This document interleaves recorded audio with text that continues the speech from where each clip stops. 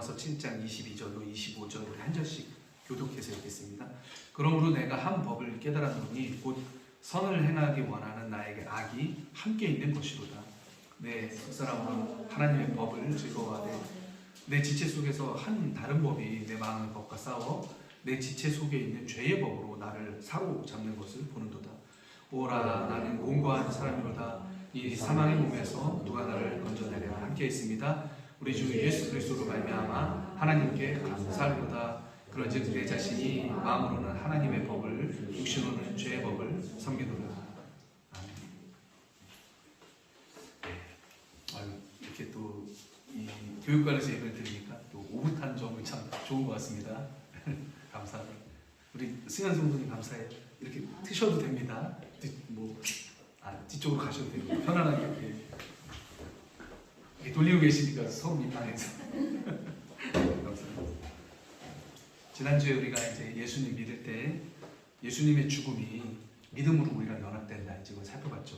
그럼으로써 죄사함의 효력이 나타난다. 왜냐하면 예수님 십자가에서 죽으신 게 죄의 삭을 받아서 죽으신 거잖아요. 근데 예수님 죄가 없지만 대신 죽으셨는데 예수님의 죽음이 우리한테 그게 효력이 미치려면은 믿음을 통해서 그 죽음이 우리가 연합돼야 된다. 그게 이제 사도 바울의 논지였습니다.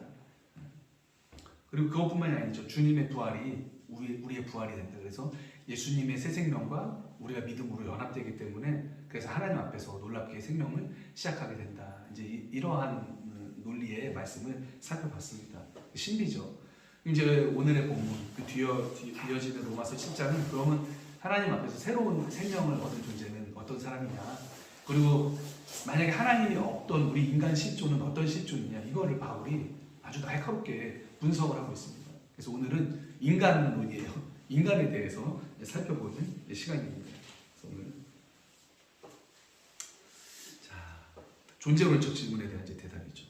그래서 오늘은 성경을 한 절씩 읽으면서 말씀의 의미를 자세하게 한 절 한 절 좀 살펴보려고 합니다. 원래 오늘 여기 주보에 미스프린트 된 게 있어요. 설교 제목이 인간의 실존입니다. 인간의 실존. 근데 새로운 생명으로 지난주께 나왔네요. 근데 인간의 실존이 맞는 겁니다. 그래서 그걸 제목을 염두에 두시고 오늘 말씀을 들으시면 되겠습니다. 요새도 그렇지만 이제 고대 세계에서는요, 부부가 서로한테 종속된 존재였어요. 그래서 종속됐다 하면은 부부 관계 이외의 다른 이성과 친밀한 관계를 맺을 수 없다, 그런 뜻이죠. 당연한 거죠. 근데 고대에는 조금 더 심했죠. 그게 법으로 금지된 게. 그래서 서로가 서로에게 속한 거죠. 부부는 이성적으로는. 그래서 다 그런 거죠. 그래서 부부 관계 이외에는 다른 이성한테 이제 끌리거나 어떻게 이제 친밀한 관계가 됐거나 이제 그러면은 안 되는 거죠.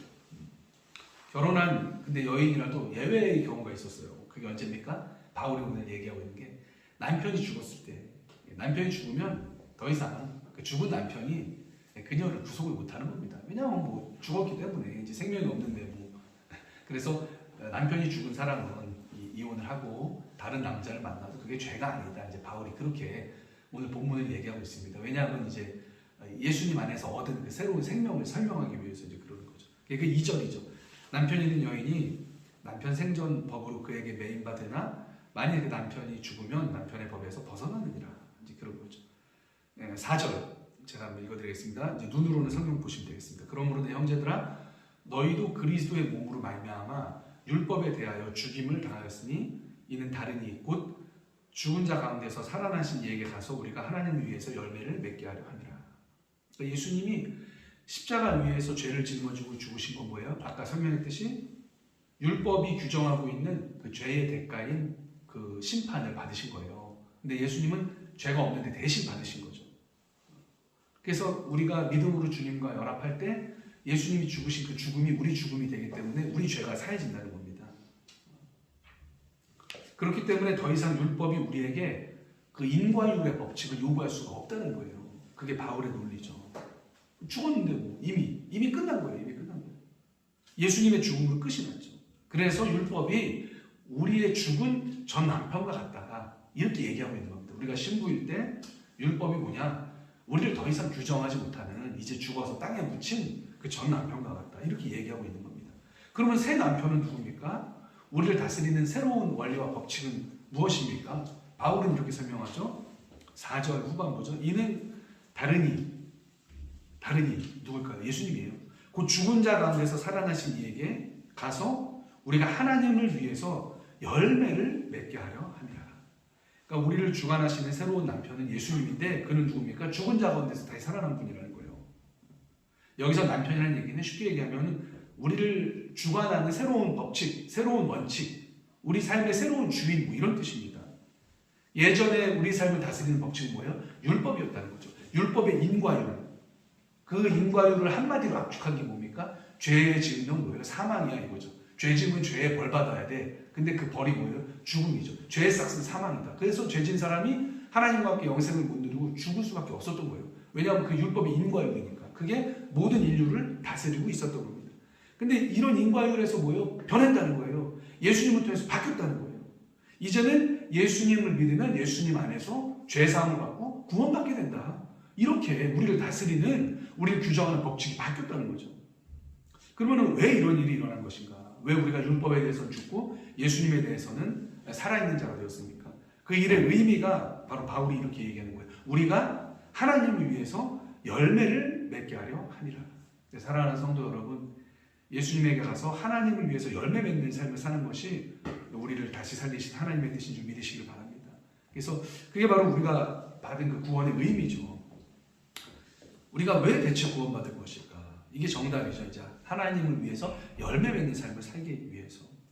사람은 살면서 의미를 추구하죠. 우리가 만약에 사는 이유가 단순히 목숨만 유지하기 위해서, 정말 연명하기 위해서 사는 거라면 인간이 굉장히 서글픈 존재일 것입니다. 근데 우리에게 생명이 있고 또 지각이 있는 이유는 삶의 의미를 추구하기 위해서죠, 인간이. 근데 우리 그리스도인의 의미가 뭡니까? 삶의 의미가 이제는 하나님을 위해서 열매 맺는 삶을 사는 게 우리 삶의 의미라는 거 바울이 얘기하고 있는 거죠. 그러면서 이제 5절부터는 쭉 나오는데 이게 옛날에 하나님이 없을 때 인류가 어땠는가 이제 그거를 얘기해주고 있는 건데 굉장히 너무 날카롭고 또 어떻게 보면 되게 비판적이고 그래요. 제가 이제 한 절 한 절 읽으면서 설명을 해드리겠습니다. 5절, 우리가 육신에 있을 때에는 율법으로 말미암는 죄의 정욕이 우리 지체 중에 역사하여 우리로 사망을 위하여 열매를 맺게 하였다. 그러니까 처음에 우리가 육신에 있을 때 바울의 표현대로 뭡니까? 전 남편, 쉽게 얘기하면 우리가 예수님 만나기 전에 전 남편 가운데 있을 때는 육신이 우리를 지배했다. 그래서 육신을 다스림을 받는 상태였다. 이 모습이 어땠는가 묘사하는 거예요. 율법으로 말미암는 5절이죠. 죄의 정욕이 우리 지체 중에 역사에서 우리로 사망을 위해서 열매 맺겠다. 좀 어렵죠? 이제 풀어서 설명해 드릴게요. 율법은 죄가 아니에요. 근데 뭐예요? 율법의 기능은 죄가 뭔지를 설명하는 겁니다. 그래서 죄가 죄라는 걸 깨닫게 해주는 게 그게 율법이죠. 그런데 뭐예요? 죄의 욕구가 그 틈을 타서 우리에게 들어온다는 거예요. 무슨 말이냐면 죄가 죄인지 알고 나서는 왠지 그걸 더 짓고 싶은 이상한 마음이 인간 안에 도사르고 싶고 사모님 웃으시니까 저도 웃기네요. 그런 마음이 있는 거예요. 이런 말 있잖아요. 몰래 먹는 떡이 뭐예요? 맛있다고 하잖아요. 왜 몰래 먹는 게 맛있어요? 이상하잖아요. 몰래 먹는 걸 아니까 막 스릴이 있으니까 더 맛있는 거예요. 그게 인간의 죄성. 제가 대학생 때 집에 12시에 들어온 적이 있어요. 아니, 이 얘기는 원고에 없는 건데 하겠네. 너무 배가 고픈 거예요. 그래서 이제 한국에 가면은 굉장히 유명한 브랜드 중에 그 명 무슨 만두가 있어요. 명인 만두라고. 거기 이제 1호점이었는데 그래서 우리 집 앞에 있는 거기서 그 당시 2,000원이었어요. 그래서 만두 10개 사가지고 조용히 가갖고 깰까봐 밤 12시 넘었으니까 죄송하잖아요. 그래서 제 방에 들어가서 혼자 문을 잠그고 먹었어요. 그리고 이제 그 먹은 거를 밖에다 내놨어요. 그랬더니 다음날에 저희 둘째 누님이 혼자만 먹었다고 그걸 얘기하는데 지금 수십 년이 지난 지금까지도 그때 만두 혼자 먹었다고. 내가 왜 이 얘기를 하게 됐죠? 몰래 먹는 게 더 맛있다는 그 얘기. 그러니까 이게 죄는 아닌데 그게 어쨌든 뭐 얘기를 하다 보니까 그렇게 됐는데 그 사람의 죄성이 그렇다는 거죠. 그러니까 몰래 먹는 떡이 맛있다 뭐 이런 거죠. 대체 왜 그럴까요? 이상하죠. 이상해. 그 죄가 죄인 줄 알아. 그러면 이상하게 그걸 더 하고 싶어. 이상하게. 그 어기게 만들고 싶은 그 본성. 그게 바로 바울이 얘기하는 게 뭐예요? 그게 죄의 정욕이라는 거예요. 죄의 정욕. 근데 율법의 한계는 뭡니까? 그 죄를 짓고 싶어하는 막 그 마음이 올 때 그거 이길 힘을 안 줘요. 그러니까 죄가 뭔지 애초에 모르면 사람이 시험도 안 받을 텐데 죄는 뭔지 알려줘요. 율법이. 근데 불행한 건 뭐예요? 그 죄를 짓고 싶을 때 그 막 욕심이 막 그게 막 그 욕심이 우리를 틈타고 들어올 때 그걸 막을 힘을 주지 못한다는 거죠. 그게 비극이에요. 결국에는 죄를 짓게 되고 이렇게 죄를 짓게 되면 어떤 귀결에 이르는지 바울이 이렇게 얘기를 하죠. 사망을 위해서 열매를 맺게 한다. 기가 막히죠. 그래서 이런 과정을 통해서 죄를 지면 또 율법이 이렇게 기능하는 거예요. 너 죄 졌어? 그럼 사망이야. 예외가 없거든요. 율법의 법칙은요, 그냥 죄 지면 사망이에요. 굉장히 기계적이에요. 이길 힘은 주지도 못하면서 정죄하고 심판하고 이게 율법이에요. 그래서 바울이 뭐라고 그래요? 율법의 저주라고 그러잖아요. 율법 자체는 나쁜 게 아니에요. 율법 자체가 뭐가 나빠요? 뭐가 죄고 뭐가 죄가 아닌지 알려줘서 죄 지면 안 돼. 그게 율법이죠. 그러니까 기준이에요. 그러니까 뭐 나쁜 건 없죠. 근데 이제 이게 저주스럽죠. 이게 힘을 못 주고 그리고 죄 짓고 나면 율법 조항에 따라서 사람을 정죄하고 심판하기 때문에 이게 정말 너무나 저주스러운 거죠. 이게 그 육신 아래에 있던 인간의 실존이에요. 계속 설명합니다. 바울이 6절 이제는 우리가 얽매였던 것에 대하여 죽었으므로 율법에서 벗어났으니 이러므로 우리가 영의 새로운 것으로 섬길 것이요 율법 조문에 묵은 것으로 아니할지니라. 이제 이거예요. 전 남편인 율법한테 죽었기 때문에 이제 그 율법의 그 인과율에서 벗어났다는 거예요. 이제 우리가 율법이 겁나서 더 이상 선을 행하면서 사는 게 아니라는 거죠. 우리 그리스도인은 이제 그 율법의 정죄의 차원에서 벗어났다는 거예요. 기쁨으로 하나님께 열매 맺는 삶을 살아간다는 거죠. 벌 받을까 봐 무서워서 그런 게 아니고 하나님의 자녀가 됐기 때문에 하나님을 사랑하는 마음으로 하나님의 일에 동참하는 마음으로 그 충성된 동기와 기쁨으로 그 하나님의 사랑의 열매를 맺으면서 살아간다는 거죠. 차원이 달라지는 거죠. 이게 바로 이제 율법 조문이 아니고 영으로 섬기는 거다. 바울이 이렇게 이제 설명을 하고 있는 거죠. 우리의 차원이 완전히 달라지는 거예요. 완전히 신분이 완전히 달라지는 겁니다. 7절부터 9절은 위에서 설명한 거예요. 제가 한 번만 읽어드리고 이거는 그냥 넘어갈게요. 그런즉 우리가 무슨 말을 하리요? 율법이 죄냐? 그럴 수 없느니라. 율법으로 말미암지 않고는 내가 죄를 알지 못하였으니 곧 율법이 탐내지 말라 하지 아니하였더라면 내가 탐심을 알지 못하였으리라. 이해가 다 되시죠? 8절 그러나 죄가 기회를 타서 계명으로 말미암아 내 속에서 온갖 탐심을 이루었나니 이는 율법이 없으면 죄가 죽은 것이니라. 전에 율법을 깨닫지 못했을 때는 내가 살았더니 계명이 이름에 죄는 살아나고 나는 죽었도다. 제가 앞에서 설명드린 그 기능을 설명하고 있는 겁니다. 이제 10절 제가 읽어드릴게요. 11절까지 생명에 이르게 할 그 계명이 내게 대하여 도리어 사망에 이르게 하는 게 됐다. 11절 죄가 기회를 타서 계명으로 말미암아 나를 속이고 그것으로 나를 죽였는지라. 여기까지 이해가 되시죠? 쭉쭉 넘어가야 돼요. 오늘 25절까지 다 했거든요. 그래서 12절 13절 이러보건대 율법은 거룩하고 계명도 거룩하고 의로우면 선하도다. 그런즉 선한 것이 내게 사망이 되었느냐? 그럴 수 없느니라. 오직 죄가 죄로 드러나기 위하여 선한 그것으로 말미암아 나를 죽게 만들었으니 이는 계명으로 말미암아 죄로 심히 죄에 되게 하려 함이라. 이거 좀 어렵죠? 이거 제가 설명이 좀 필요합니다. 집중해서 봐야 돼요. 그러니까 죄 짓지 원래는 율법의 용도가 뭐예요? 죄 짓지 않게 하기 위해서 주신 거거든요. 죄를 식별하기 위해서 주신 거거든요.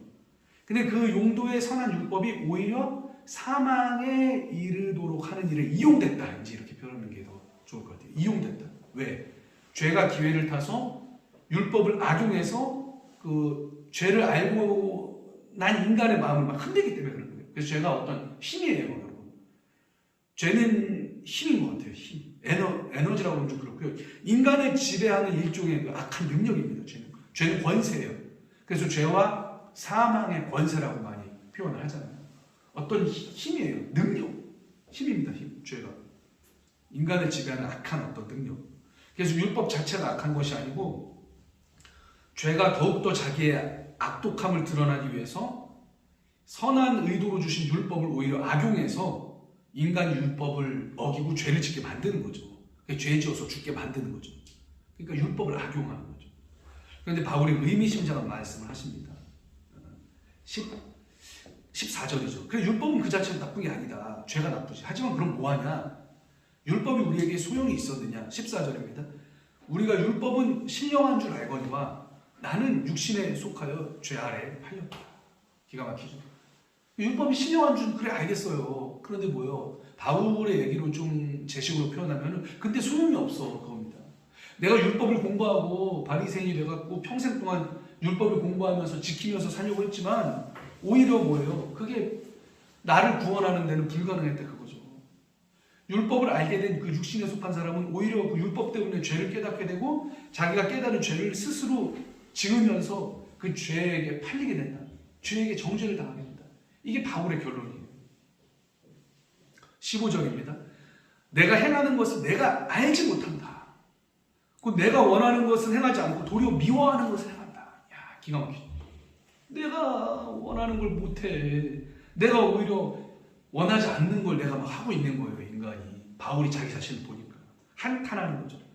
인간의 어떤 아이러니, 선을 행하기 원하지만 오히려 선을 행하지 못하고 도리어 내가 싫어하는 악을 행하게 되는 막 인간의 이 아이러니죠. 왜요? 죄가 힘이 세기 때문에. 제가 방금 말씀드렸다시피 죄가 강력한 능력이거든요.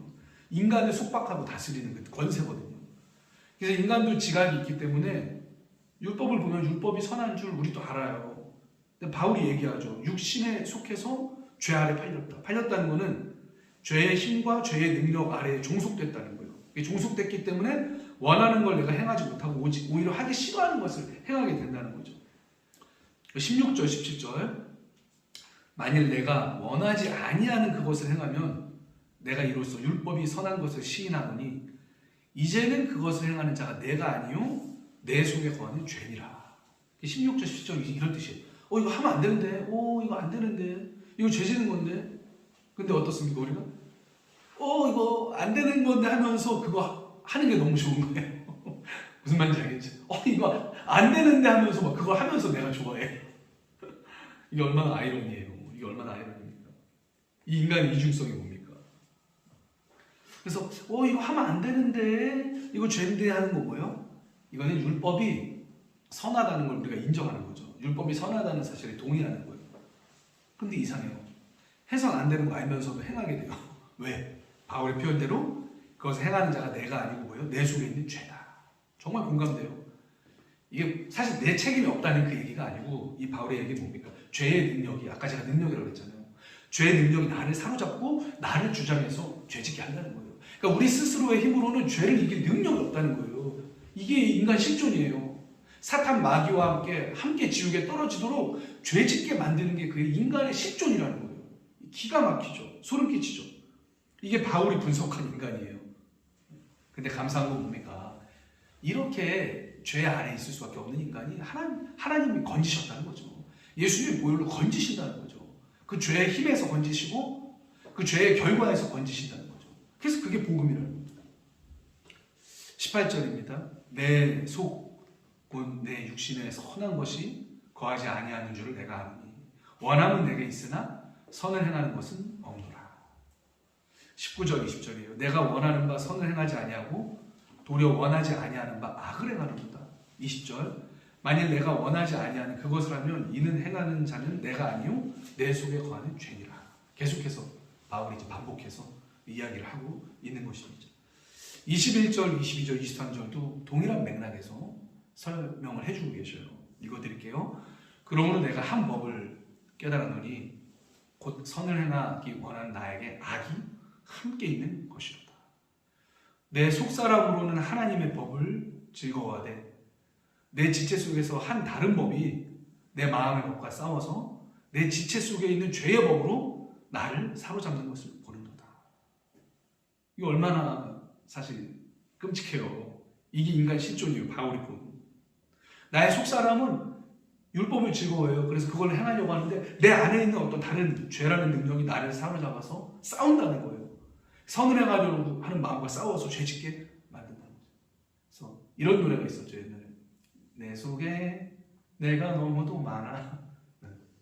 그 노래 아시죠? 잘 못 부르겠네요. 이게.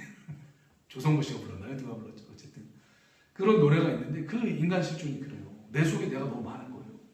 바울이 보니까 기가 막히죠. 이렇게 분석한 사람이 어디 있어요? 하나님 주신 말씀이니까 인간을 이렇게 분석하는 겁니다. 그래서 바울이 탄식합니다. 24절 다 왔습니다, 여러분. 25절까지 한다고 그랬죠. 다 왔습니다. 오호라 나는 곤고한 사람이로다. 이 사망의 몸에서 누가 나를 건져내랴. 이거는 이제 바울이 막 소리치는 거예요. 나 어떻게 인간 실존 알고 나니까 야 나를 이 사망의 몸에서 누가 건져내냐. 절규하고 있는 거죠. 자기가 평생을 바쳐서 막 뒤쫓았던 율법이 자기를 구원하지 못하는 걸 깨달은 거예요. 죄의 능력이 너무나 강력해서 인간을 종살이 시키고 있다는 걸 깨달은 거예요. 그런데 반전이 있죠. 이게 끝이면 얼마나 암울합니까? 그러면 우리가 교회 다니는 이유가 없죠. 이게 끝이면 뭐예요? 하지만 바울은 뭐예요? 반전을 이제 말씀하시죠. 25절. 우리 주 예수 그리스도로 말미암아 하나님께 감사하다 고백하죠. 그 이유는 8장에 나옵니다. 25절 후반부가 아니고 8장 1절 2절에서 이제 전개가 나옵니다. 전개가 됩니다. 그것은 다음 주에 하겠습니다. 스포일러 하면 안 되지만 읽어만 드릴게요. 25절에서 끝내면 좀 너무 찝찝해서 제가 1절이죠. 이 뭐냐면은 그러므로 이제 그리스도 예수 안에 있는 자에게는 결코 정죄함이 없나니 이는 그리스도 예수 안에 있는 생명의 성령의 법이 죄와 사망의 법에서 너를 해방하였습니다. 그래서 바울의 결론은 괜찮다 이거예요. 괜찮다 이거예요. 예수 믿는 사람은 안에서 두 법이 싸우고 막 감옥 가다가 죄를 지을 수도 있고 하지만 괜찮다 이거예요. 괜찮다. 왜냐하면 다음 주에 너무 스포일러 하면 안 되고 다음 주를 기대하시기 바랍니다. 오늘은 인간 10조는 다음 주에 못 나오시나? 괜찮다는 거예요. 그래서 예수님이 건지신다는 겁니다. 예수님이 건지신다는 거예요. 거기까지만 말씀드리겠습니다. 그래서 오늘은 인간 10조에 대해서 살펴봤습니다. 근데 하나님은 이런 인간들을 구원하십니다. 그리고 십자가의 능력으로 변화시키고 죄를 이길 힘을 주십니다. 또 율법의 이 무서운 정죄에서도 이미 십자가를 통해서 벗어나게 하셨다는 거죠. 이게 바로 이제 우리가 누리는 은혜입니다. 그래서 하나님의 죄의 능력을 이기는 한 주가 되시기를 축복합니다. 또 죄를 이기는 것만이 아니죠. 우리가 하나님을 위해서 오히려 긍정적으로 열매 맺는 삶을 살아야 되는 거죠. 그래서 그런 삶을, 복된 삶을 살아가시는 저와 여러분 되시기를 예수님의 이름으로 축복을 드리겠습니다. 우리 함께 잠시 기도하실 때 하나님 우리가 오늘은 참 근데 로마서 7장은 사실은 어려워요. 주제가 굉장히 마음이 무거워지는 인간 실존을 다루고 있는 장입니다. 하지만 주님의 은혜로 기도 시작하면 쳐주시면 감사하겠습니다. 주님의 은혜로 우리가 이런 끔찍한 죄를 이길 수 있음을 발견하게 됩니다. 그래서 우리 함께 기도하실 때 하나님 내 안에서 아직도 한 법이 나를 사로잡고 있는데 하나님 이기게 해주세요. 또 하나님을 위해서 열매 맺는 삶을 살게 해주세요. 우리 잠시 후 기도하겠습니다. 하나님 감사합니다. 로마서 7장을 통해서 우리 인간이 어떤 신존 안에 처해 있는지를 배웠습니다. 아버지 하나님, 하지만 우리 하나님께 감사합니다. 아버지 예수 그리스도를 통해서 그리스도를 통해서 하나님 이러한 우리 죄의 법을 우리 마음에 있는 죄의 법을 우리가 능히 이길 줄을 믿습니다. 또 혹여나 우리가 연약해서 넘어질 수 있습니다. 연약해서 실수할 수 있습니다. 하지만 괜찮습니다. 주님 앞에 가서 회개하면 주님은 우리를 정결케 하시고 의롭다 치게 해주시고 우리를 정죄하지 않으시고 하나님 우리를 능히 구원하시고 죄의 삭신 사망에서 건지시고 영원한 생명을 주시는 줄 믿습니다. 주님 그래서 우리가 주님을 믿습니다. 하나님 감사합니다. 그것이 복음인 줄 믿습니다. 주님 그리고 우리가 죄만 이기는 삶이 아니고 앞에서 바울이 얘기한 것처럼 하나님을 위해서 열매 맺는 삶을 살아가는 주님 붙잡아 주시옵소서. 주님 그것이 우리의 삶의 의미입니다.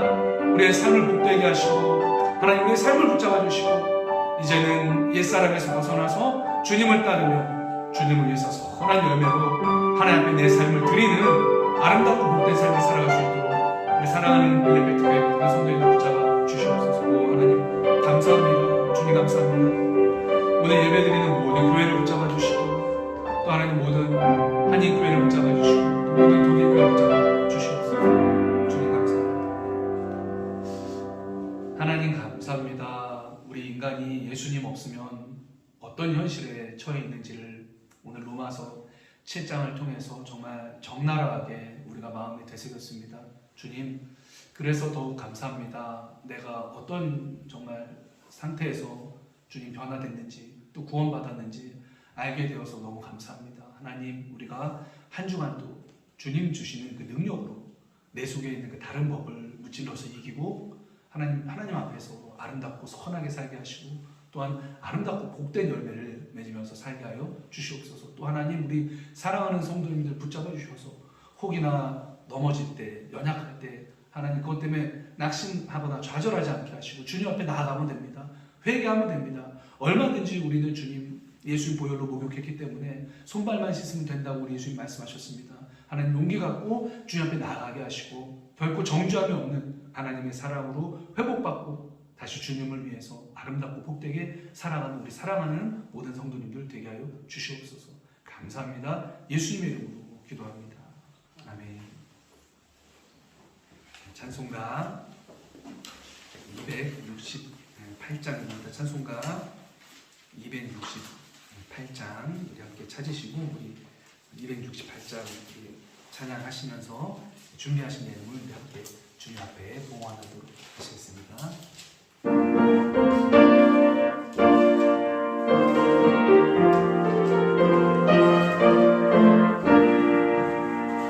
죄에서 자유롭게 하는 보혈의 능력 주의 보혈 시험을 이기고 승리하는 참 놀라운 능력이로다. 아멘.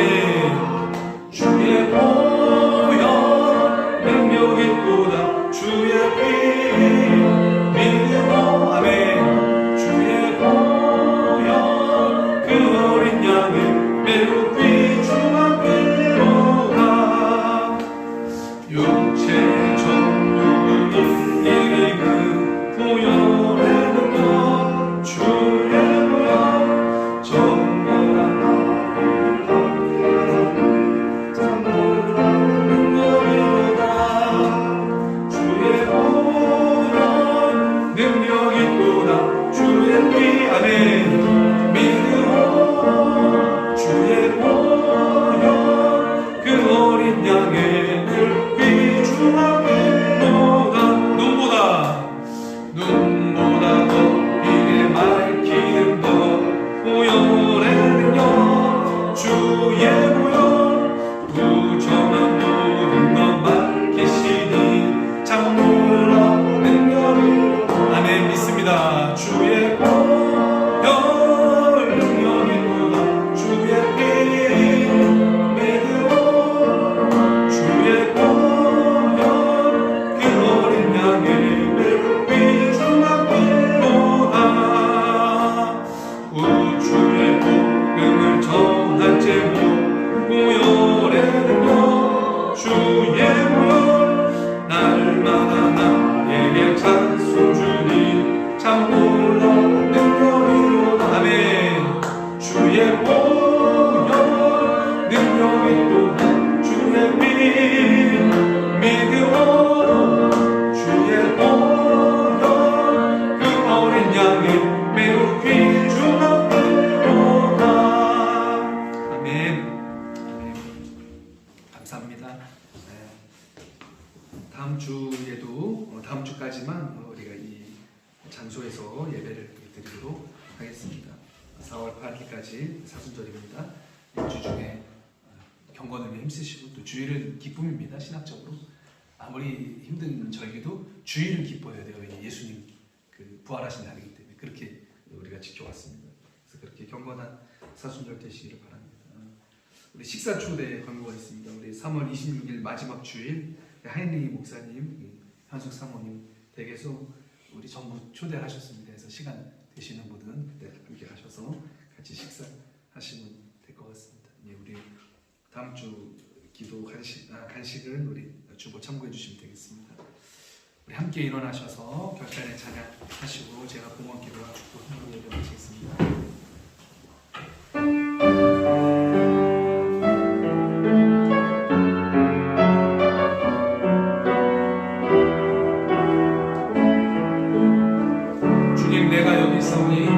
주님 내가 여기 있사 나를 보내소서 나를 보내소서 나의 밤 나의 눈 주께 드릴 주 받으옵소서 주 받으옵소서 주님 내가 여기 있사오니 주님 내가 여기 나를 써주소서 나를 써주소서 가진 것 모두 다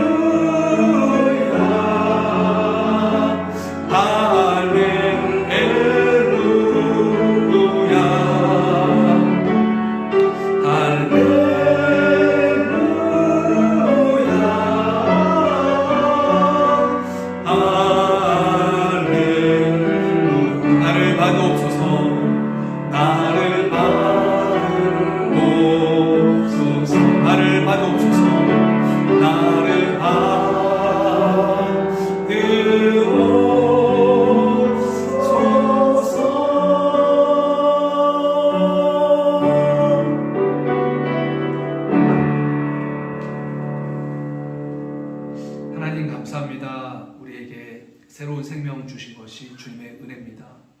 우리를 정말 그 죄의 권세, 사망의 권세에서 구원해 내신 것이 주님의 보혈의 그 능력입니다. 하나님, 우리가 그 사실이 너무 감사해서 내 삶을 이제 주님께 바치고 기쁨으로 헌신하는 그 증거의 표시로 하나님, 우리가 귀한 예물을 구별하여서 주님 앞에 바칩니다. 하나님, 예물을 흠양하여 주세요. 예물이 사용되는 곳마다 그 곳마다 하나님, 그 죄와 사망의 권세에서 영원히 건짐을 받고 구원받는 그 십자가의 역사가 일어나는 일에 귀한 예물이 사용되게 해주세요. 하나님, 그리고 또 예물 드린 그 손길을 기억하시고 하나님, 그 손길을 주님께서 인정해 주세요. 하나님, 그의 가치를 주님께서 인정해 주셔서 하나님을 위해서 복되게 쓰임받는 인생 되게 하여 주시옵소서. 지금은 우리 구주 예수 그리스도의 은혜와 하나님 아버지의 극진하신 사랑하심과 성령님의 감동, 교통하심이 죄와 사망의 권세에서부터 온전히 건짐을 받고 예수님으로 말미암아서 이제 하나님의 자녀가 되어서 기쁘게 선한 열매를 맺으며 살아갈 것을 다짐하는 사랑하는 우리 빌레펠티 교회 모든 성도님들 머리 위에 지금부터 영원까지 함께 하시기를 간절히 축원하옵나이다. 아멘.